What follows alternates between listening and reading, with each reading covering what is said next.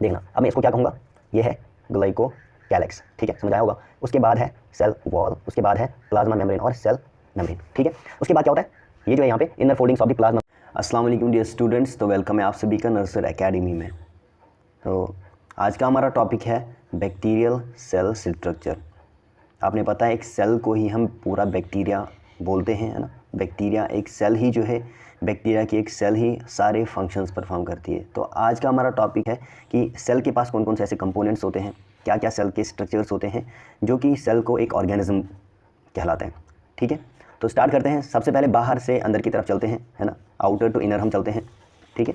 तो सबसे पहले हम मिलते हैं सेल एनवलप से। बैक्टीरियल सेल जो है इसके पास सेल एनवलप होता है, जिसमें सबसे पहली लेयर होती है ग्लाइकोकैलिक्स, ठीक है। ग्लाइकोकैलिक्स सबसे बाहर वाली लेयर होती है। मैं स्ट्रक्चर आपको बना के दिखाऊंगा अभी। सबसे बाहर वाली लेयर होती है ग्लाइकोकैलिक्स, जिसमें फर्दर 2 टाइप्स होते हैं। अगर हार्ड होगा तो वो कैप्सूल होता है जो प्रोटेक्शन में हेल्प करता है। जो सॉफ्ट लेयर होती है स्लाइम लेयर, ये एडिशन में हेल्प करती है, ठीक है। देन उसके बाद दूसरा होता है इसमें सेल वॉल, ठीक है। और तीसरा सेल मेम्ब्रेन, जिसको हम प्लाज्मा मेम्ब्रेन भी बोलते हैं। क्या बोलते हैं, मैं यहाँ पे शॉर्ट में पीएम लिख रहा हूँ, आप पूरा लिख लेना।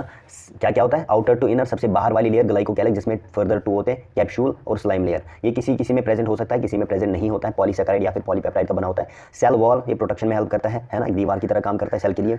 और सेल मेम्ब्रेन और प्लाज्मा मेम्ब्रेन जो कि साइटोप्लाज्म और प्रोटोप्लाज्म को सराउंड करता है, ये इनर मोस्ट लेयर होती है। इसमें इनफोल्डिंग्स भी होते हैं, हम देखते हैं, ठीक है। तो मैं आपको स्ट्रक्चर यहाँ पे बना के दिखाता हूँ, छोटा सा स्ट्रक्चर बनाता हूँ, बहुत आसान है, ध्यान रखना, ठीक है। सबसे आउटर लेयर जो है, आउटर लेयर होती है कौन सी, ग्लाइकोकैलिक्स, ठीक है। ग्लाइकोकैलिक्स मैंने बना ली। अब इसमें कैप्सूल होगा, स्लाइम लेयर होगा, वो हम देखेंगे आगे, इसको हम एक्सप्लेन करेंगे क्या क्या होता है। देन उसके बाद मैं बनाऊंगा सेल वॉल, सेल वॉल, ठीक है। ये हो गया ग्लाइकोकैलिक्स, सेल वॉल। उसके बाद क्या है, सेल मेम्ब्रेन और प्लाज्मा मेम्ब्रेन, ध्यान रखना, ठीक है। सेल मेम्ब्रेन, और चूंकि मुझे इनफोल्डिंग्स भी बनानी है, मैं पहले ही बना के रखता हूँ, ठीक है।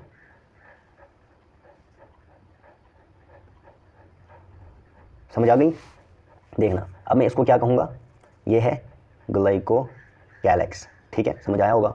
उसके बाद है सेल वॉल, उसके बाद है प्लाज्मा मेम्ब्रेन और सेल मेम्ब्रेन, ठीक है। उसके बाद क्या होता है, ये जो है यहाँ पे inner foldings of the plasma membrane और द सेल मेम्ब्रेन, ये होती हैं मीजोसोम्स, ठीक है। इसको मैं लिखूँगा क्या, इसको मैं यहाँ पे लिखता हूँ मीजोसोम्स, ठीक है। सरफेस एरिया बढ़ाने के लिए, एंजाइमेटिक एक्शन के लिए बेनिफिशियल होता है बैक्टीरिया के लिए, ठीक है ना, प्रॉपर मेटाबॉलिज्म के लिए इंपॉर्टेंट होता है। देन उसके बाद जो है यहाँ पे आप बनाओगे, एक सेकेंड, इसके साथ प्लाज्मा मेम्ब्रेन या सेल मेम्ब्रेन के साथ ही यहाँ पे क्या होते हैं, राइबोसोम्स अटैच होते हैं इसके साथ ही। तो इसको हम, ये जो पिंक कलर में मैंने बनाया, इसको आप बोलोगे राइबोसोम्स। राइबोसोम्स का फंक्शन क्या होता है, ये प्रोटीन फैक्ट्रीज होते हैं, प्रोटीन की सिंथेसिस कराते हैं। देन उसके बाद हम बात करते हैं इसके सेंटर पे, इसके सेंटर पे क्रोमोसोम होता है। क्योंकि इसमें ट्रू न्यूक्लियस प्रेजेंट नहीं होता, यूकेरियोट्स में ट्रू न्यूक्लियस प्रेजेंट होता है, और न्यूक्लियस के अंदर क्रोमोसोम होता है, और क्रोमोसोम के अंदर जो है डीएनए होता है। क्योंकि इसमें न्यूक्लियस ही नहीं होता, न्यूक्लियर मेम्ब्रेन नहीं होता, तो यहाँ पे खुरदुरा सा इसमें क्रोमोसोम प्रेजेंट होता है जो कि डीएनए को कंटेन करते हैं, जिसमें सारी इन्फॉर्मेशन होती है रिप्रोडक्शन के लिए, प्रॉपर फंक्शनिंग के लिए, सारी इन्फॉर्मेशन इसी में होती है। तो मैं ऐसे बना लेता हूँ यहाँ पे, आप भी बना लेना ऐसे सेंटर में, इस जहाँ पे ये प्रेजेंट होता है इसको हम क्या बोलते हैं, न्यूक्लियोइड रीजन। और न्यूक्लियोइड रीजन में ही इसका क्या होता है, क्रोमोसोम प्रेजेंट होता है, ठीक है। इसको मैं क्या लिखता हूँ यहाँ पे, क्रोमोसोम, क्रोमोसोम। और ये क्रोमोसोम जो है इसमें डीएनए प्रेजेंट होता है, जिसमें सारी इन्फॉर्मेशन सेल के लिए प्रेजेंट होती है। और एक चीज़ इंपॉर्टेंट थिंग कि यहाँ पे जो है प्लाज्मिड डीएनए भी इसका प्रेजेंट होता है, जो कि सर्कुलर डीएनए होता है। क्या होता है, प्लाज्मिड डीएनए। प्लाज्मिड डीएनए जो है इसका ये सर्कुलर होता है, क्या होता है, सर्कुलर होता है, जैसे कि यहाँ पे दिखाई दे रहा है, ठीक है। ये क्या होता है, ये एक्स्ट्रा क्रोमोसोम होता है, क्योंकि क्रोमोसोम का अपना डीएनए यहाँ पे प्रेजेंट है, तो इसमें एक और ये डीएनए प्रेजेंट होता है, इसका नाम क्या होता है, प्लाज्मिड डीएनए या फिर एक्स्ट्रा क्रोमोसोमल डीएनए, याद रखेंगे, ठीक है। देन उसके बाद बात करते हैं इसके स्ट्रक्चर्स के बारे में जो इसके साथ अटैच होते हैं। सबसे पहले यहाँ से ध्यान रखना, यहाँ ये जो सेल मेम्ब्रेन है इसी से निकलते हैं क्या, देखना, फ्लैजेलम। पहली चीज़ मैं बताऊंगा, यहाँ पे ये इसका ये जो पार्ट है ना, जहाँ से ओरिजिनेट होता है, और देन उसके बाद ये पार्ट, इसको हम क्या बोलते हैं, इसके फ्लैजेलम के 3 पार्ट सबसे पहले देखना, इसको हम फ्लैजेलम बोलते हैं। क्या बोलते हैं, फ्लैजेलम हो गया सिंगुलर, अगर बहुत सारे होंगे तो फ्लैजेला बोलते हैं। सिंगुलर है क्योंकि एक ही बनाया मैंने, तो इसको फ्लैजेलम बोलता हूँ मैं। तो इसका सबसे पहला पार्ट जहाँ पे ओरिजिनेट होता है उसको हम क्या बोलते हैं, उसको हम बेसल बॉडी बोलते हैं। क्या बोलते हैं, बेसल बॉडी बोलते हैं।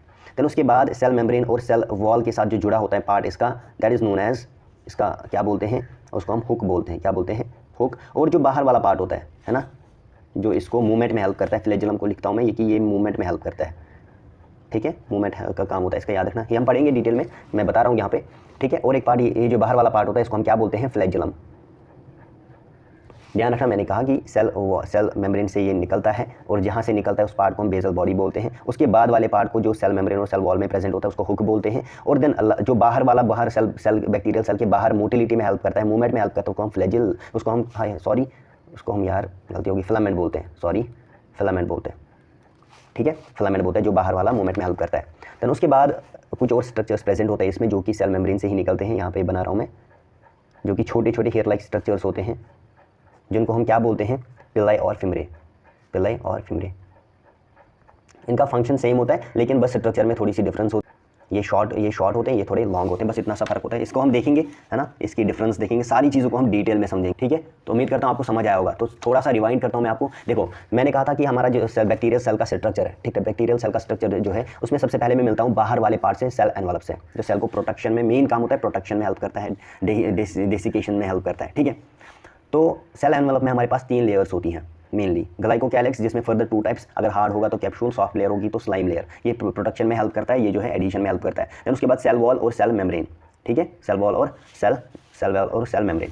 देन उसके बाद बात करते हैं ग्लाइकोकैलिक्स। जब हम स्ट्रक्चर देखें, सबसे पहले होता है बाहर वाला ग्लाइकोकैलिक्स, उसके अंदर सेल वॉल, देन उसके अंदर प्लाज्मा मेम्ब्रेन और सेल मेम्ब्रेन। देन उसके बाद मैंने राइबोसोम्स बनाए थे जो इसके साथ सेल मेम्ब्रेन के साथ ही अटैच होते हैं, ठीक है ना, जो प्रोटीन फैक्टरीज होते हैं, प्रोटीन सिंथेसिस कराते हैं। देन उसके बाद मैंने कहा सेंटर में इसमें क्रोमोसोम होता है जिसमें डीएनए प्रेजेंट होता है, क्योंकि इसमें ये जो है ये न्यूक्लियोइड रीजन होता है जिसमें यहाँ पे प्रेजेंट होता है ना, इसको हम न्यूक्लियोइड रीजन बोलते हैं, जहाँ पे ये क्रोमोसोम प्रेजेंट होता है ना, क्योंकि इसमें जो है न्यूक्लियस प्रेजेंट ही नहीं होता, तो न्यूक्लियोइड रीजन में ही क्रोमोसोम प्रेजेंट होता है। देन उसके बाद जो है मैंने कहा कि इसमें एक्स्ट्रा क्रोमोसोमल डीएनए, इसको प्लाज्मा डीएनए भी बोलते हैं, ठीक है, जो सर्कुलर होता है, डबल स्ट्रैंडेड होता है। जो उसके बाद जो है सेल मेम्ब्रेन या फिर प्लाज्मा मेम्ब्रेन की जो इनर फोल्डिंग्स होती हैं उसको मीजोसोम बोलते हैं। ये एंजाइमेटिक एक्टिविटी के लिए बेस्ट होते हैं क्योंकि ये सरफेस एरिया को इंक्रीज करते हैं, सरफेस एरिया को बढ़ाते हैं। इनका यही काम होता है, मेनली यही काम होता है, enzymatic actions, surface area. Enzymes को बहुत ज़्यादा सरफेस एरिया चाहिए होता है उनको प्रॉपर एक्टिव होने के लिए, उनको प्रॉपर फंक्शनिंग के लिए। देन उसके बाद जो है मैंने कहा कुछ सरफेस स्ट्रक्चर्स भी प्रेजेंट होते हैं। देखो, सेल मेम्ब्रेन से पहला जो है वो फ्लैजिलम होता है जिसके 3 पार्ट्स होते हैं, जहाँ से निकलता है बेसल बॉडी, और उसके बाद वाला पार्ट हुक, और लास्ट वाला पार्ट जो बाहर की तरफ मोटिलिटी में हेल्प करता है फिलामेंट। देन उसके बाद और कुछ स्ट्रक्चर्स होते हैं जिनको हम पिलाई बोलते हैं या फिर फिमरे बोलते हैं, ये भी अटैचमेंट में ही